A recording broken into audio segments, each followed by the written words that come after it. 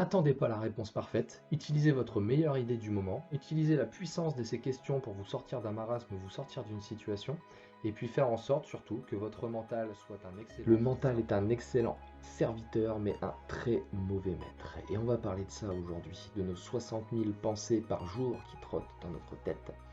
Et vous savez, dans une autre vidéo, j'ai parlé du Monkey Mind, ce petit singe là, qu'on pourrait appeler Monkey Mind dans la tête, et qui lui a toujours besoin d'occupation. Blablabla, blablabla, toujours en train de parler, toujours en train de parler. Tant qu'on lui a pas donné une occupation, eh ben, il va continuer à tourner en rond. Et quand on laisse ce singe tourner en rond, il ne nous sert pas. Et il nous empêche de nous connecter et de réaliser les choses qui peuvent nous faire vraiment envie. Le but du jeu, ça va être là justement de trouver quelles sont les 5 ou 6 questions que vous allez pouvoir choisir en fin de vidéo qui vont orienter ce Monkey Mind là régulièrement, jour après jour, à se poser les bonnes questions, celles qui vont nous être profitables, élever nos standards et nous donner plus d'opportunités d'action et simplement nous aider à nous sentir mieux face aux situations qu'on peut rencontrer. On va parler en fait pour ça des questions que l'on se pose. Parce que, alors je m'appuie là sur ce bouquin qui est là, Anthony Robbins, Awaken the Giant Within. Et en fait, à l'intérieur de ce bouquin, il explique que en fait, les pensées que l'on a sont en fait simplement le résultat des questions que l'on se pose. Ça c'est vrai ou ça c'est faux. Ça répond à la question est-ce que c'est vrai, est-ce que c'est faux. Sans cette question, cette pensée n'arrive pas. C'est juste un outil de résolution en fait là-dedans. Et en changeant, en choisissant les questions, on va pouvoir choisir des réponses qui nous sont profitables et mettre à contribution notre cerveau. Alors oui, on en avait déjà parlé, ce ne sont pas les événements qui façonnent notre vie, mais ce sont bien la façon dont on les évalue et dont on les perçoit qui façonnent notre vie. Et justement, au travers des questions qu'on va se poser, ça va nous aider à percevoir les choses d'une manière ou d'une autre. Un exemple de ça, c'est Mandela qui disait soit on gagne, soit on apprend. Deux solutions. Dans tous les cas, c'est bénéfique pour toi. Et donc notre cerveau, lui, ne peut pas, notre monkey mind, il ne peut pas résister. C'est-à-dire, on va lui poser une question, lui, il veut trouver la réponse. Pour bien comprendre l'influence des questions sur nous, c'est pourquoi je ne réussis pas. Et bien dans ce cas-là, il va te donner la réponse de pourquoi tu ne réussis pas. Comment je peux réussir, il va aussi te donner la réponse de comment tu peux réussir. À toi de choisir la question que tu te poses. Comment ça marche tout ça? Alors, la première chose, c'est que en choisissant nos questions, on va pouvoir orienter le focus de notre esprit. Comme on l'a vu, pourquoi je ne réussis pas, comment je peux réussir, ça va amener à deux types de réflexions différentes. Parfois, on a du mal à s'imaginer les choses. Par exemple, si on se pose la question de quoi puis-je être heureux, eh bien, si on n'est pas capable immédiatement de répondre à cette question, on va pouvoir se poser la question de quoi pourrais-je me sentir heureux si je le voulais? De quoi pourrais-je me sentir heureux si je le voulais? Tu as dû le sentir de toute façon là derrière ton écran, que effectivement la porte s'ouvre et des solutions peuvent apparaître. Ce même type d'outil, on peut l'utiliser quand on est en conflit avec une personne. Quand on est en conflit avec une personne, que ça nous saoule et qu'on a décidé d'avoir une approche compréhensive de la personne afin de dénouer un petit peu l'embrouille qu'il peut y avoir, on pourrait se dire à un moment donné, mais comment puis-je trouver un élément de respect de cette personne? Comment puis-je me mettre à respecter cette personne? Première réponse du cerveau, si tu es vraiment en embrouille, c'est tu peux pas, tu vois, direct. Et de la même façon, avec le même procédé, comment pourrais-je respecter cette personne si je le voulais? Et déjà là, les solutions commencent à arriver. Autre chose sur le fonctionnement des questions, c'est que ça va changer ce que nous supprimons. Il faut se rendre compte que quand on est en période de sieste ou quand on est en sommeil, nous avons des jardiniers dans notre cerveau qui vont supprimer tous ces chemins neurologiques que l'on a en nous, eh bien, il va supprimer ceux dont on ne se sert plus. C'est un petit peu les feuilles mortes.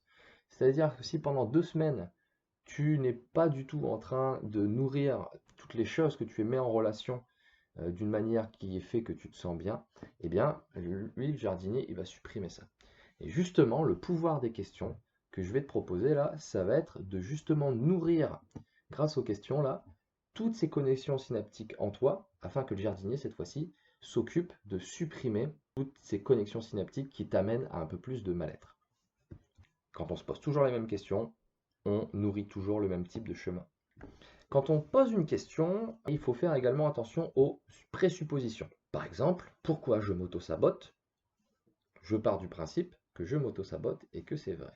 Donc même si je vais trouver des solutions, pour le cerveau, il est vrai que je m'auto-sabote, il va y avoir tout un tas de confirmations qui vont faire que même si on sait pourquoi, on va pouvoir continuer à le faire, ou en tout cas trouver d'autres moyens de s'auto-saboter, puisqu'on part du principe que l'on s'auto-sabote, et que pour l'esprit, il faut que ce principe, cette présupposition reste vrai.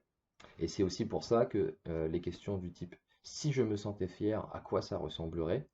Présupposition, se sentir fier, il va trouver la réponse. Et n'oubliez pas également que ce qui se passe dans votre esprit et ce qui se passe concrètement face à vous, pour le cerveau, il n'y a pas de différence. Quand on se plonge profondément dans une pensée, il n'y a pas de différence pour le cerveau en termes de réaction. Il va réagir de la même façon que ce soit vrai dans le concret réel ou simplement dans notre esprit. Et en ça, les présuppositions peuvent vous aider à rapidement changer votre niveau d'énergie. Et enfin, les questions que l'on se pose peuvent nous donner des ressources supplémentaires. Des ressources que jusque-là, on n'imaginait pas. On va avoir beaucoup plus de facilité à passer à l'action, à se sentir bien dans l'action, et on va s'ouvrir le champ des possibles. Ça peut se résumer par cette question: comment puis-je résoudre ce problème? Ou comment puis-je utiliser au mieux cette opportunité? Résoudre le problème revient à arrêter la chose.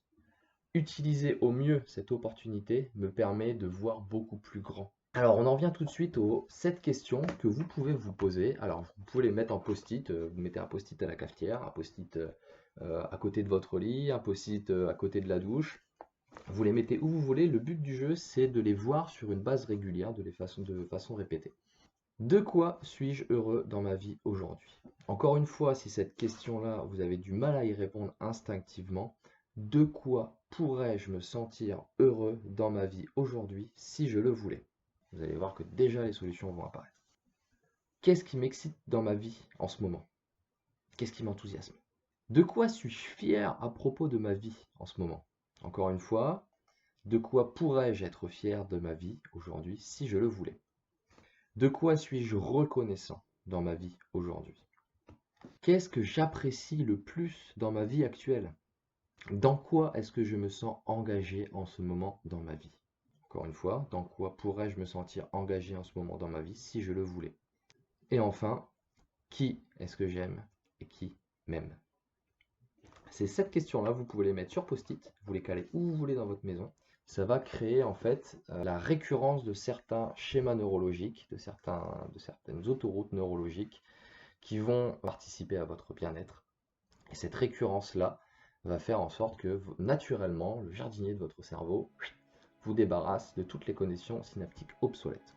Je termine juste cette vidéo par une précaution qui est aussi présentée dans le livre et que j'attendais un petit peu. Je me suis dit, oh là, c'est pas possible, on peut pas passer notre vie à se poser des questions, il faut se bouger aussi un petit moment à un moment donné. Et effectivement, c'est vraiment ce qu'il conseille, c'est qu'à un moment donné, stop les questions. Ça, c'est utile en moment de crise, c'est utile en moment de problème, c'est utile en moment de déprime, c'est utile pour se sortir de quelque chose, ok? Ou pour trouver quelque chose, mais en tout cas, se sortir d'un état de marasme, ça peut être très utile, très puissant. Par contre, à partir du moment où les réponses semblent se présenter à vous, il va falloir agir en fonction des meilleures réponses que vous avez. Les meilleures solutions que vous ressentez en vous, les meilleures solutions que vous avez, les meilleures idées du moment, il va falloir agir vers celles-ci, d'accord? Et c'est ainsi que vous avancerez.